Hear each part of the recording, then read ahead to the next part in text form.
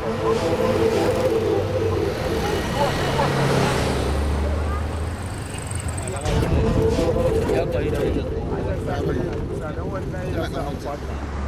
Wild West of Africa, home to one of the world's most extraordinary street gangs.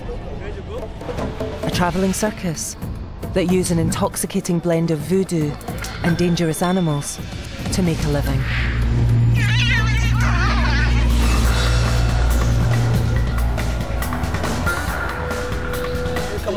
Not everyone can do this. It's magic.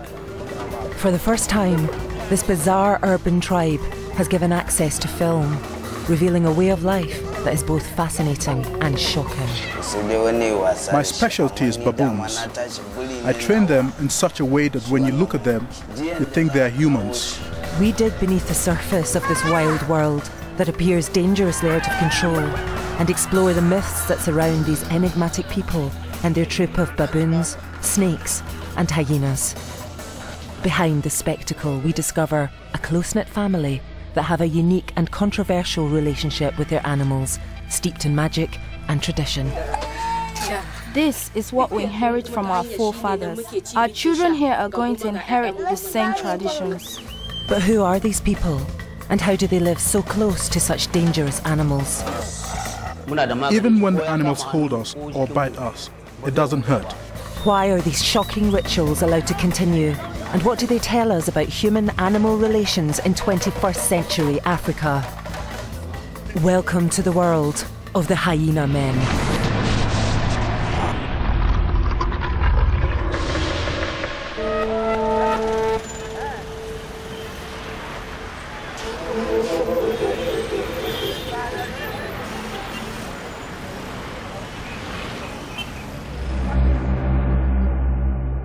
Nigeria, a West African country, tarnished with a violent history of military dictatorships, corruption and fraud.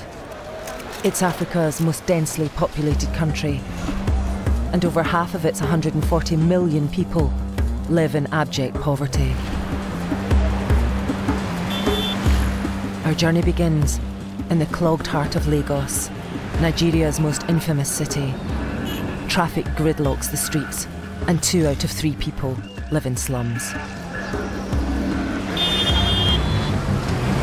It's in the thick of Lagos that we're hoping to meet the Hyena Men.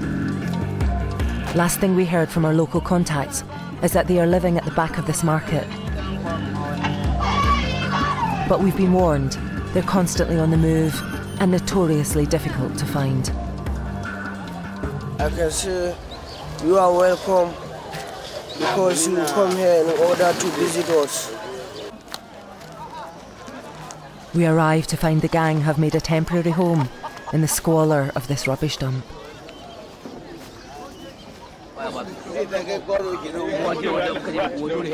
Living with the Hyena Men are the animals they've caught from the wild and brought to the city to perform in their street circus.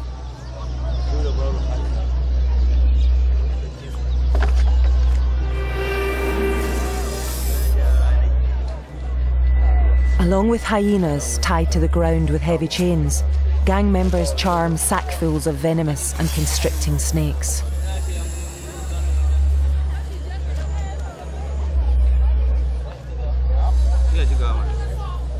We also discover a troop of a dozen or so baboons.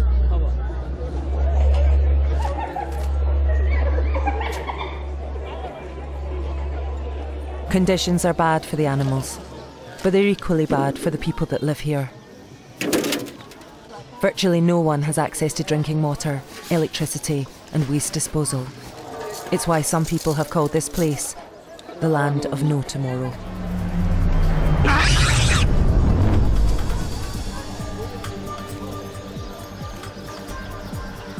The Hyena Men are Hausa Muslims from the rural farmlands in northern Nigeria.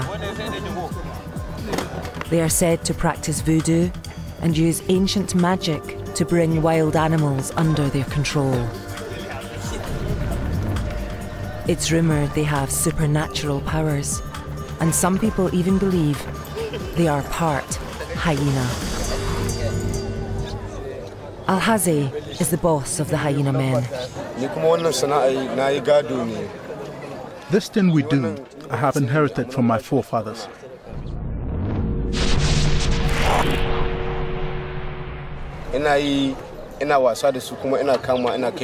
I catch these animals and play with them, entertain with them.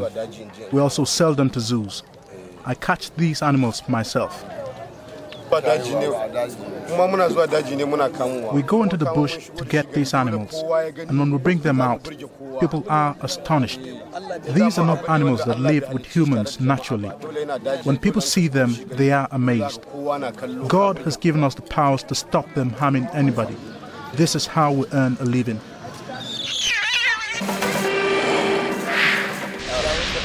We learn the Hyena Men are preparing to take their show out onto the streets of a zone in Lagos called Mile 12, and have been told by Barau, the senior hyena handler, to be wary of the area boys, notorious Lagos street gangs who protect their turf, acting as vigilantes and using violence to extort money. That's why we go around in groups.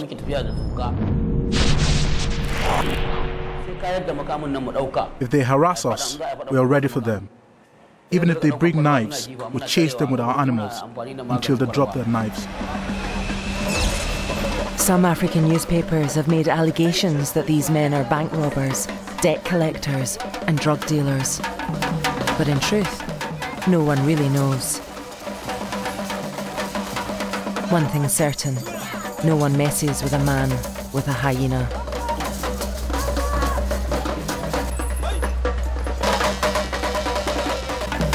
The savagery of the performance makes uncomfortable viewing. Although this form of entertainment is fully legal in Nigeria, the apparent brutality of this unique street act challenges Western taboos.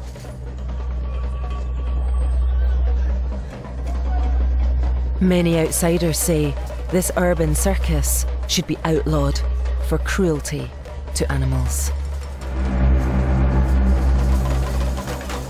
Head baboon keeper Abdullahi has trained his performers to act out behaviours that run against every natural instinct. He's even taught baboons to handle their most feared enemy in the wild, venomous snakes.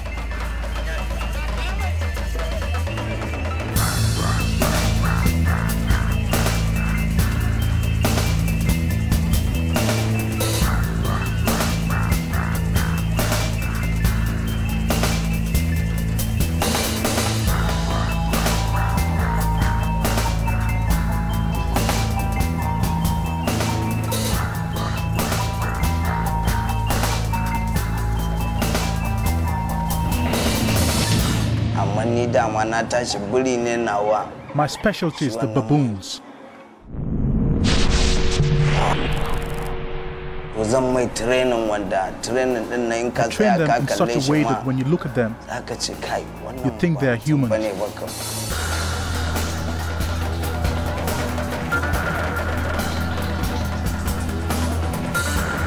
This practice has been going on for generations, and for veterans like Barau, it's the only life he's ever known. I've been doing this for 50 years. I was 9 years old when I started.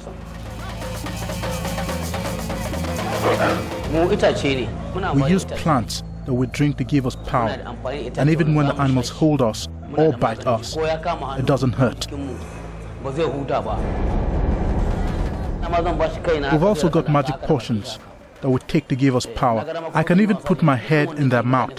Whatever play I want to do with these animals, I can do. Many locals are spellbound by the performance, believing the Hyena Men possess supernatural powers. Because of the wild animals that we use, like the snakes and everything else we touch, people can see that they don't hurt us. It gives them the belief that truthfully we are traditional medicine practitioners, and if anyone comes to us with a problem, we give them medicine. By the grace of God, the medicine will work for them just as they want. People on the street pay the hyena men generously for traditional medicines, amulets, and homemade voodoo charms.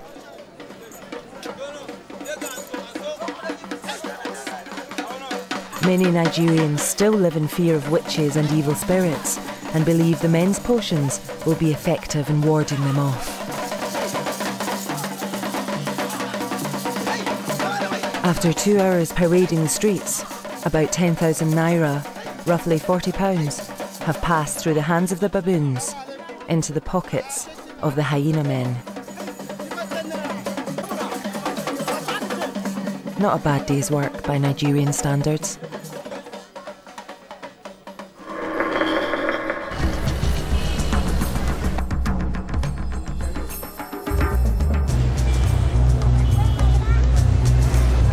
The hyena men spend about half the year travelling and performing across the whole of Nigeria. The rest is spent living with their families in the villages and townships of the north. From the home of exile, I can hear the children cry. Lord, the children cry. Lord, hear them cry. Most of the men are married with young children, and it seems everyone, down to the toddlers, has a part to play in the business of performing with animals. Hear them cry. Lord, hear them cry. Some are crying for food. At hyena handler Barrow's house, snakes are at the centre of everyone's attention.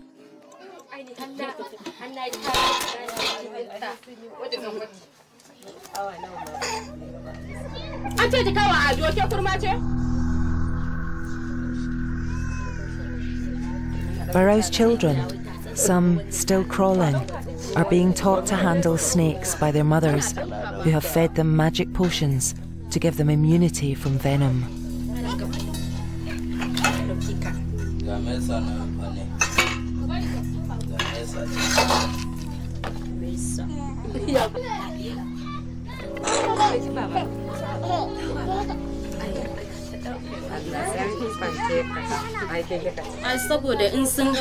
Our children are given herbal mixtures the minute they are delivered. We wash them with the mixture and give it to them to drink, so that by the time they grow up, they are not scared of snakes or other animals.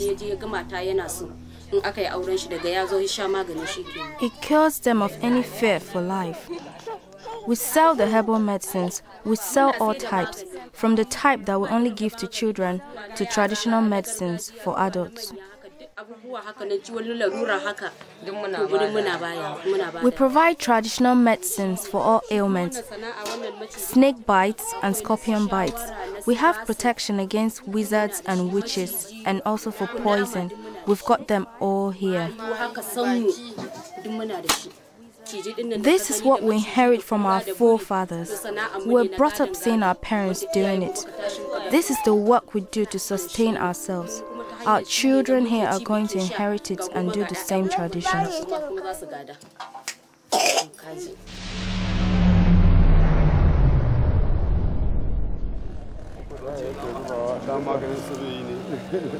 Alhazi, who's recently been appointed the head of the hyena men, is visiting his family home in Katsina in the far north of Nigeria. He's told us that he's got fingers in many pies. As well as running the animal circus, he's also involved in organised street fighting, as well as managing these extreme performers who do extraordinary things with knives and nails. Alhazi is taking us to meet his extended family.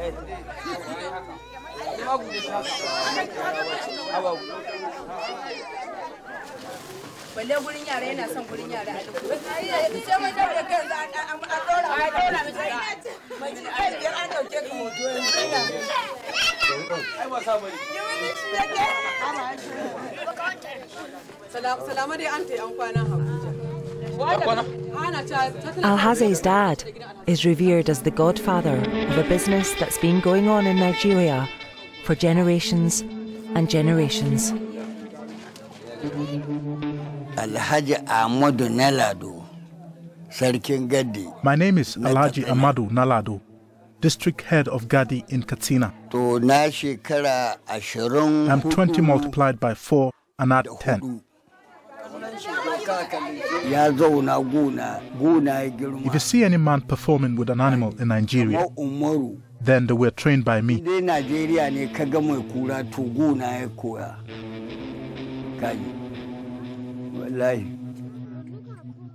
We go out to greet people with snakes, like this one, that we catch and put in our pocket, like this.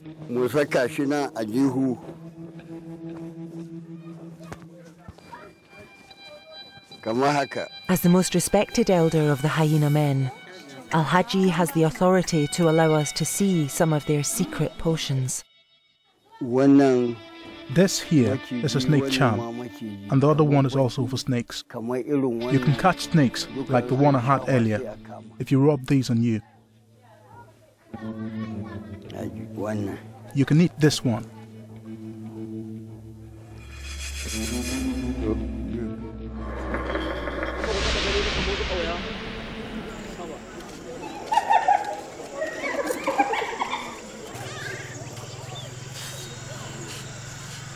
The Hyena Men have a complex relationship with their animals that's not unlike that of an extended family.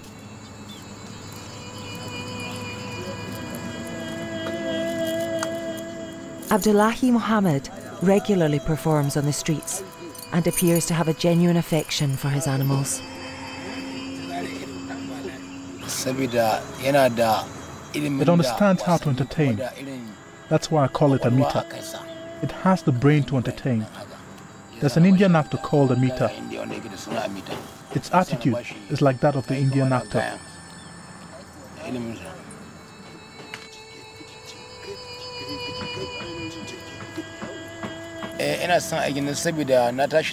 I like my job because that's what I grew up with. When I grew up, my parents, grandparents, and brothers were doing the same thing. So you know I can't leave what my people do. I've earned a living from this, got married from this, I've made a home from this. All that I have has come from this.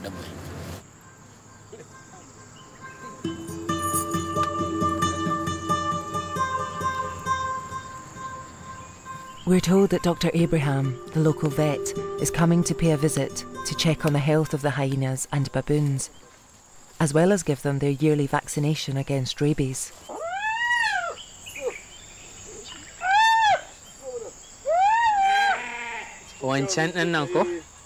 Vaccination is very important. Why we do this is so that when the hyena by mistake bites either the owner, yes, in the course of event, the person is protected.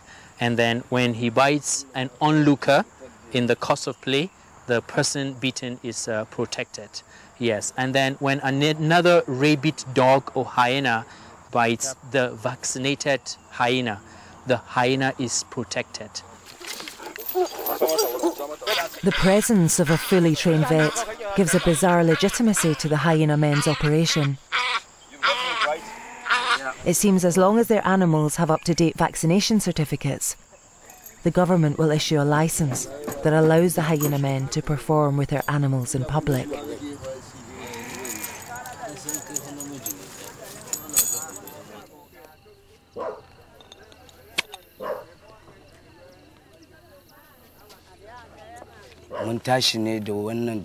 I handle the training of the monkeys. We are licensed by the federal government to perform with these animals.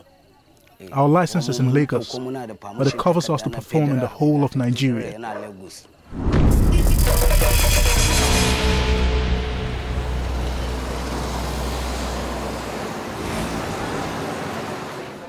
Back in Lagos, Barao, the senior hyena handler, is leading us down the back alleys of Mile 12. It's feeding time for the hyenas. And we're heading to buy meat at the abattoir.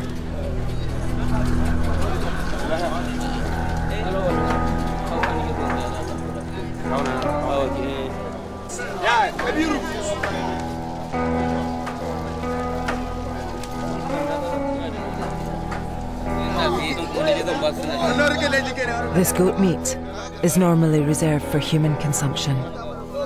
If someone comes to see us entertaining and they see that the animals are emaciated, they might think that I'm not taking good care of them, that I'm cheating the animals. Because of this, I get the type of food the animals want. So people are amazed that I give this sort of food to the animals.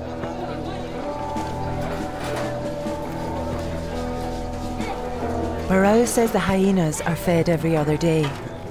To his mind, they have a good life, and is puzzled when asked whether it might be wrong to be keeping hyenas in the urban chaos of the Lagos slums. You mean like it's not a good thing? It is a good thing in our eyes. Because if a hyena is in the bush, herders go along to the caves and put logs of wood in the hyena's dens, pour on petrol, light it up and kill them. We catch them and we bring them into the city, and we give them food and drink, and we use them to get our own food. You see, with us, they eat and they drink. This is better than the life they have in the bush.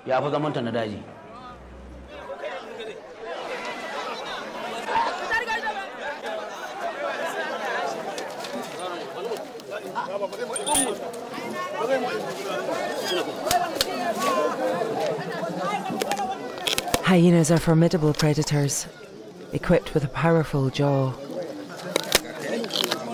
Razor-sharp teeth are designed for cutting flesh and pulverising bone.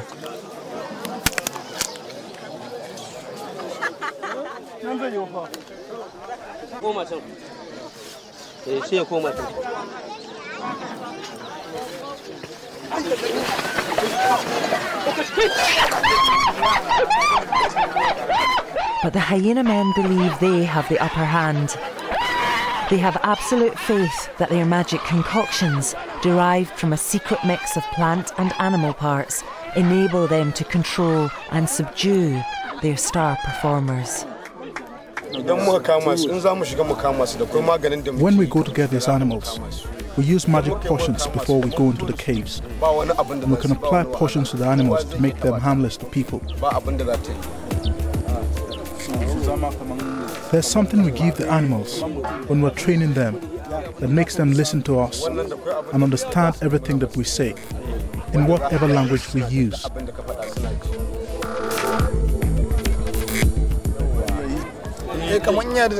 Not everyone can do this. It's magic. If I'm close to you, I can teach you some of the magic, but I won't tell you what the source is.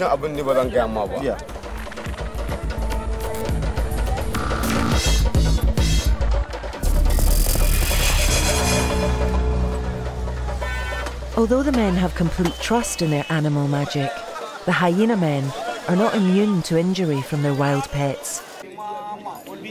The baboons they keep are highly intelligent and are renowned for their ferocity and lethal bite, threatening opponents with their long fangs and sharp claws. Abdullahi bears the scars from his years of training baboons. I got these scars from a baboon. It had the temper of a wild animal, but only I could play with it. As it is, whatever we do, even when we go to capture these animals, whatever we do, we always combine with our belief in God, and we ask that He makes it possible, and He brings us back safely. It's Friday morning, and Alhazi, boss of the hyena men, and Abdullahi, the senior baboon trainer, are on their way to offer prayers at the local mosque. I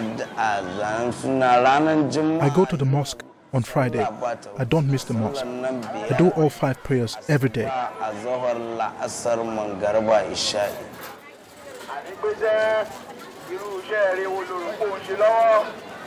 As we arrive, we're told that our camera is not welcome.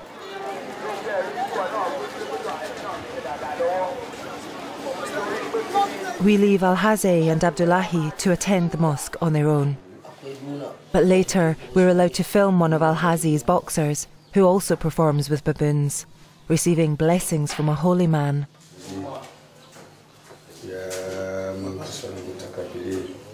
Tonight there's a big fight, and boxer Lawal Muazu is seeking God's protection.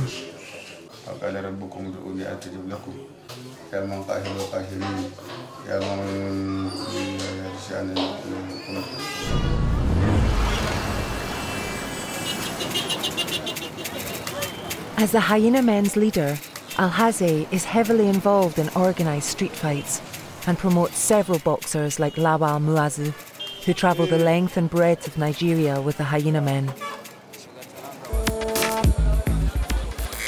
It's a notoriously violent backstreet sport, and Alhaze has invited us to join him at tonight's fight, or Dembe, as it's called in Hausa. I have boys that participate in the fights. I always have a strong man within the fight. So everywhere we go, we're always with them.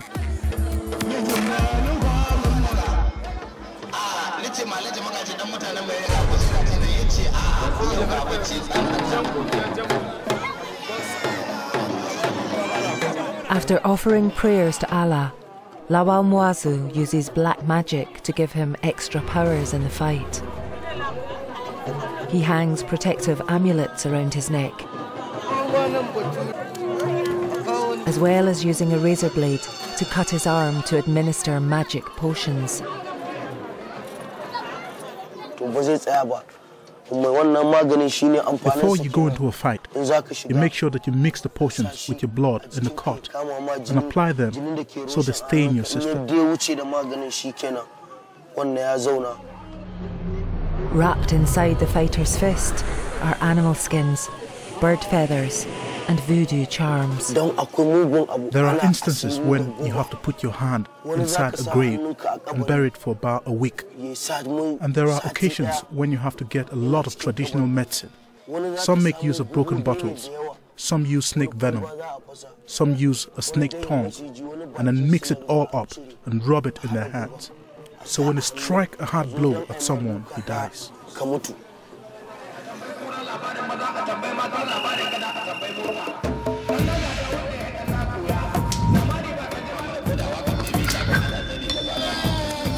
There are few rules to this brutal game.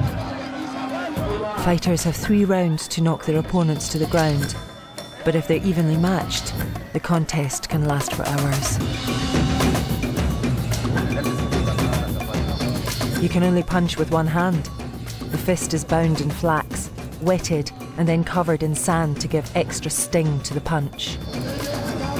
The other hand is used for defence, as well as to trick and taunt.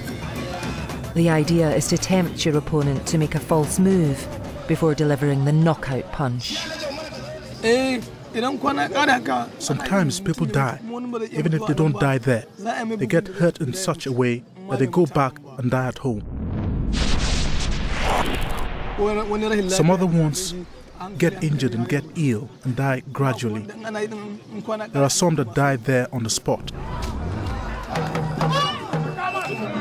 One of Alhaze's boxers, called Ismailia, is nicknamed the Hyena for his fierce fighting. And the scars on his face that his fellow travellers say look like the hide of a spotted hyena. When I was a small boy, I had scalding water on my face. And this is how I've been fighting ever since. I fight with my face this way. It can be heat, but nothing happens to it. I can fight with it.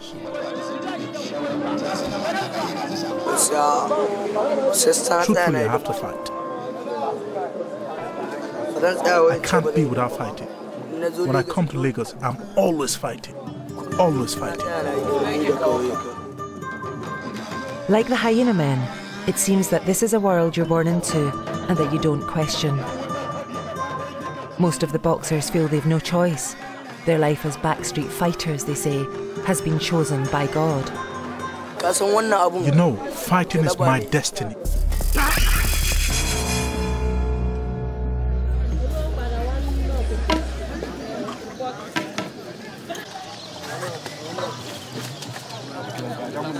We're up early the next day because the gang are leaving Lagos and heading 400 miles north to the remote highland forests to catch wild animals and replenish their stock.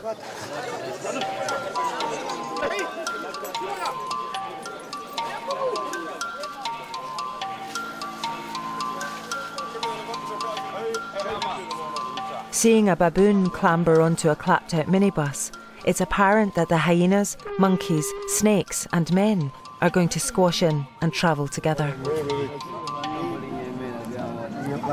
To these guys, there's nothing unusual about having a 180-pound hyena sitting on your lap as a travel companion.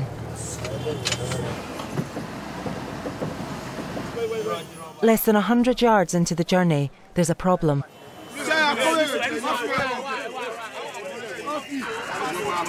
It's a gang of area boys.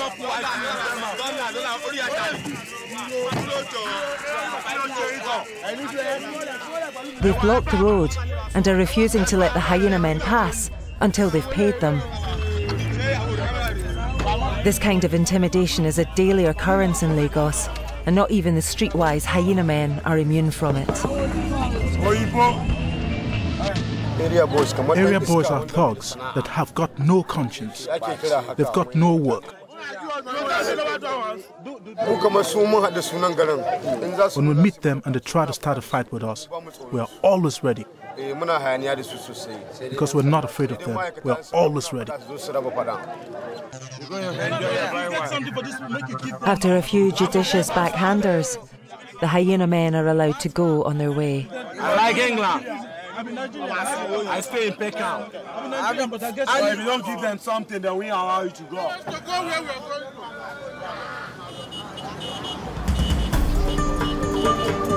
Leaving Lagos, the men and their menagerie of animals head north to the countryside. A 20-hour road trip that takes them through some of Nigeria's poorest regions.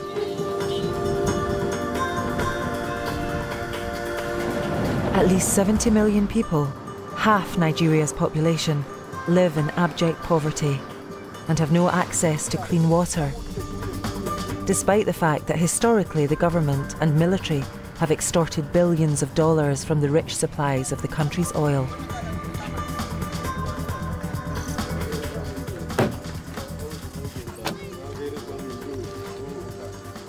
Ahaze has organised a dozen or so motorbikes to take his men on the first leg of a hunting trip deep into the wilds of northern Nigeria.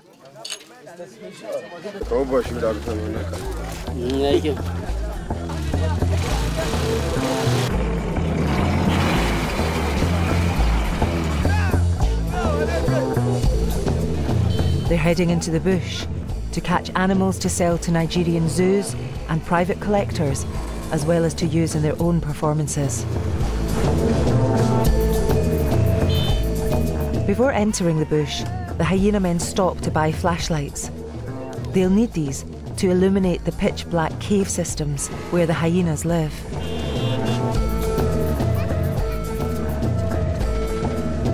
We're told that they'll be specifically targeting hyena dens, as it's here they're most likely to catch hyena pups, which are worth as much as $450 a piece, as well as being the most suitable age for training.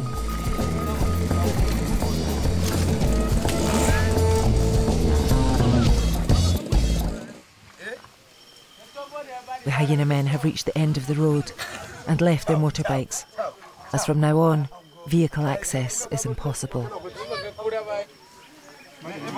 They've stopped at a small herder settlement to rest, eat bushmeat, and catch up on news from local hunters who know the caves where the hyenas den like the back of their hand.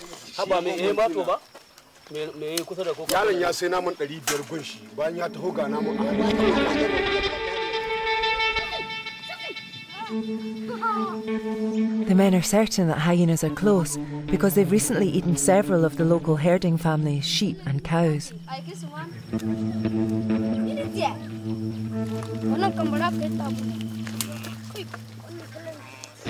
As far as this community, who rely completely on their livestock for their livelihood, is concerned, the presence of the hyena men is welcome.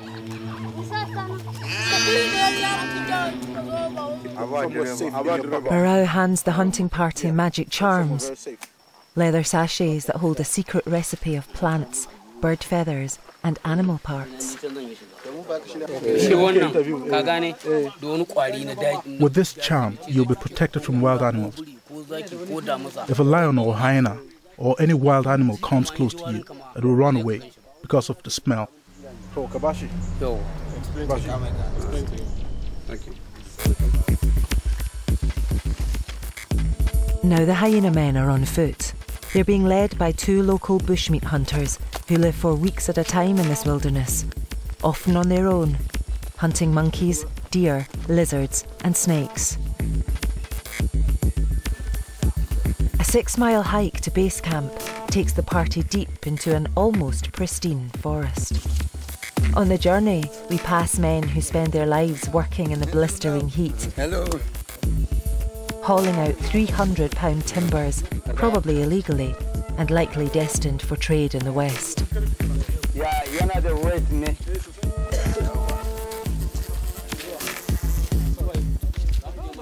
The hyena men arrive at base camp and will settle here for the night.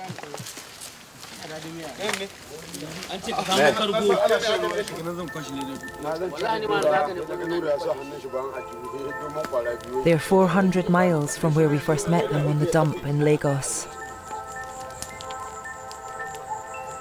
They're now in their traditional northern Nigerian homeland. For hundreds of years, these men's forefathers have come into the wilds to hunt for bushmeat to eat or to catch animals for performing. In the West, these people's way of life is universally condemned. But in Nigeria, when you live hand to mouth and have to hunt to survive, Western values don't even come into question.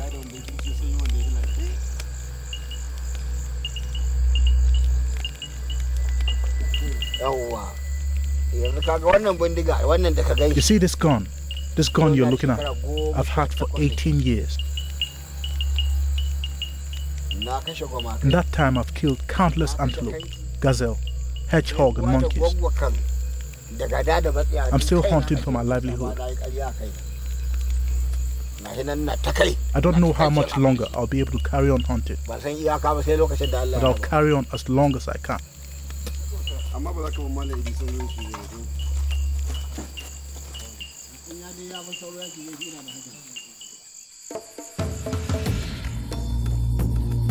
Early next morning, the hyena men are up for the hunt. Barrow is back in his bag of magic potions he insists will not only make him invincible, but also invisible to hyenas.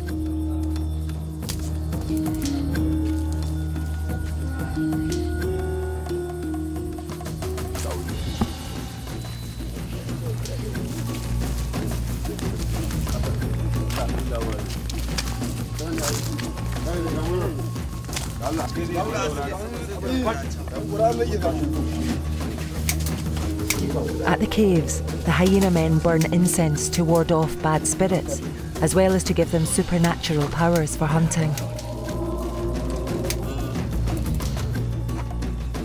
They prepare wire nooses that they'll use to slip around the neck of hyenas to constrain them.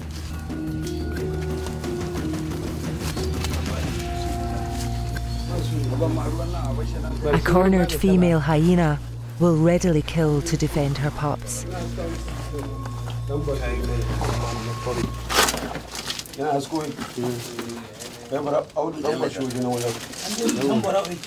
But Abdullahi has complete faith that his magic charms and potions will protect the men from being attacked. If you're not well protected with the magic potions, then you wouldn't even dream of coming here. It's so dark here, you have to use a torchlight before you can get to where they are. The hyena men have split into 2 groups. One is hunting below ground, while the others scour the rocks above, looking for signs and tracks that may lead them to the entrance of a hyena's den. But suddenly, there's a very big problem.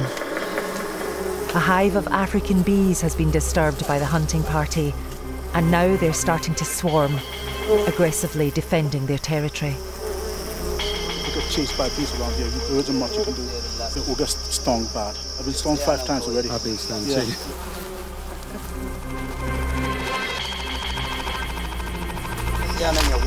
As African bee swarms can be fatal to humans, those above ground are forced to evacuate the area. It's simply too risky to stay here.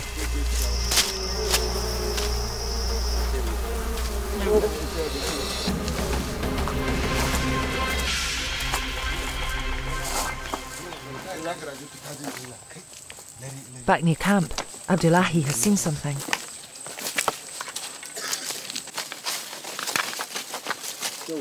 It's obviously not a hyena, but they think it could be a large cobra that's taken cover in the crack of this rock.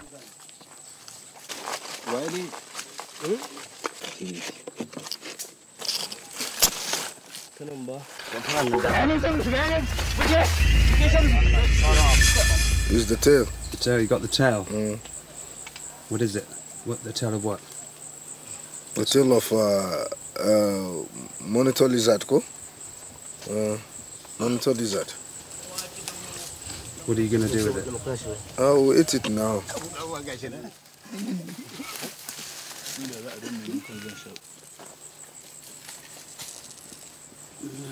It appears that after the best part of 2 days hunting in the bush, the sum total of the hyena men's effort is a 10-ounce lizard. But everyone seems happy, as this kind of lizard is a real delicacy in this part of the world.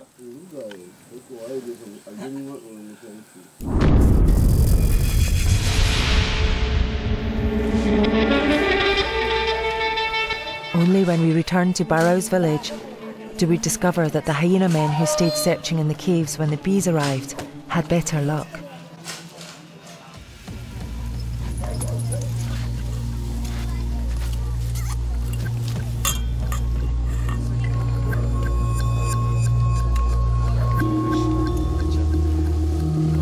They've caught a 3-month-old hyena. And head of the hyena men, Al-Hazi, is very pleased.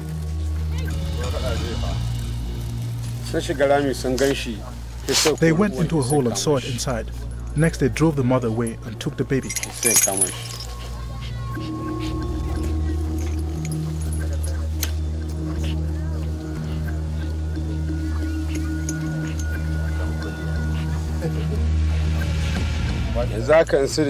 As it is now, I could get $450 from the zoo.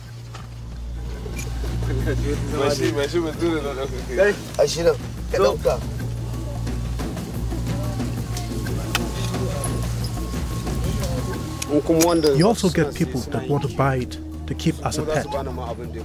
Such people can afford to pay much more than $450.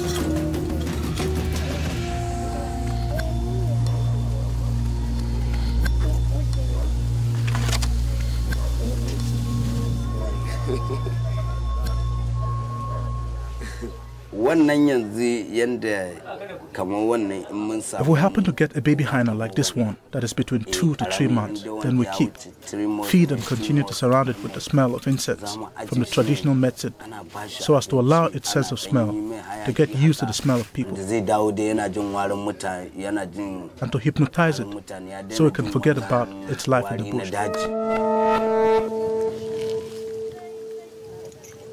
The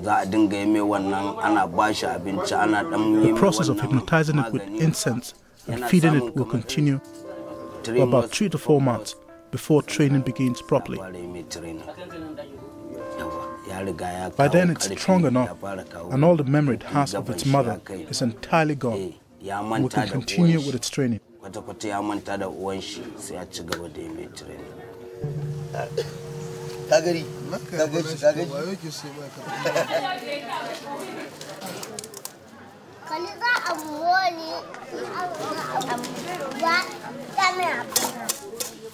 At Al-Hazi's house, we find more recently caught animals, fresh from the wild. Here they'll be trained to perform in the city.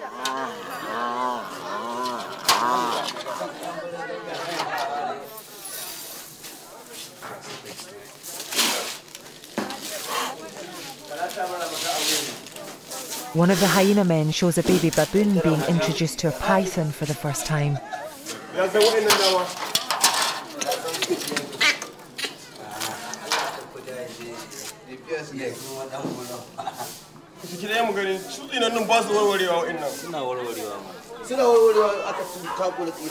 It still shows its innate terror of snakes. But in a year's time, this baboon will be turning somersaults and handling snakes, performing to crowds on the streets of Lagos. The hyena men have a controversial relationship with their animals. When questioned whether what they do is morally acceptable, they defend their way of life. These animals, they say, are their only means of survival. I have my children here. I have 3 girls and 3 boys. And before I go away, I make sure no matter how little or how much money I have, I live enough to sustain my family.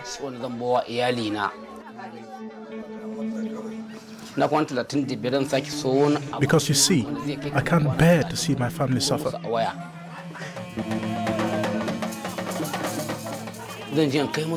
I eat, drink and sustain myself with this business. God has given me this. I may not be wealthy, but I'm comfortable.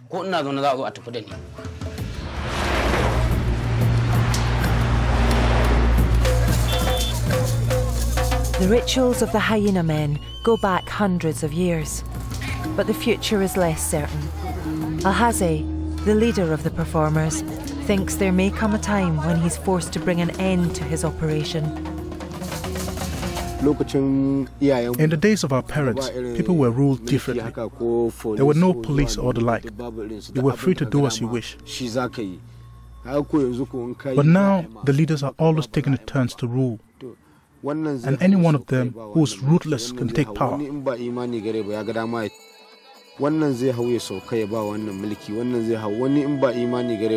Someone might come into power and decide he does not want to see animals roam the street. And will have no option but to stop. That is what I'm thinking all the time.